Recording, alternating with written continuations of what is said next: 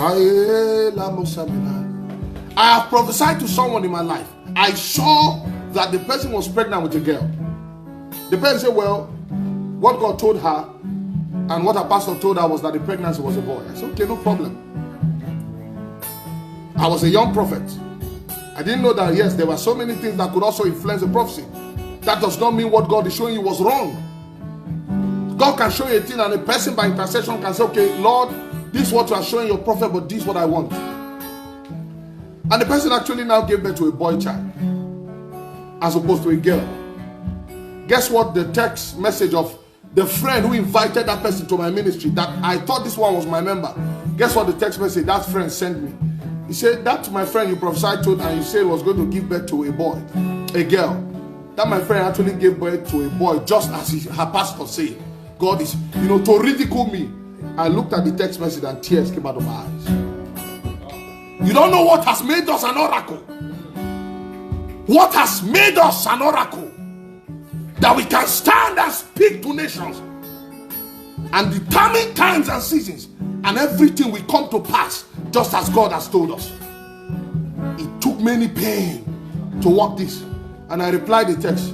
I said the testimony is that at least the pregnancy was safe. That is all that matters. She gave birth safely.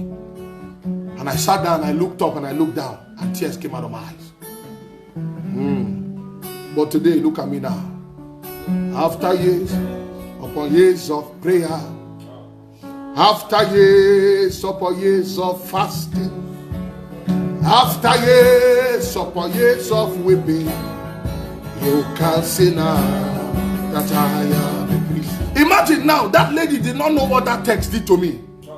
If I was not strong in spirit, that text would have wrecked me. Because I would have cried out like the prophet. I said, God, you lied to me. You deceived me. That's what the prophet said. You told me to say this. Meanwhile, this was what you intended. You'll be put in situations that you can't even explain yourself. But only Jehovah of Salem. Only Jehovah of Salem. When I saw that text, tears came out of my eyes. And you know the worst thing? Can I tell you the worst thing? That period I was homeless. I was homeless that period. Somewhere in Kubwa, I can remember it vividly. I was somewhere in Kubwa, homeless, trying to fight for survival. And then I received a text. And that text was a text of ridicule.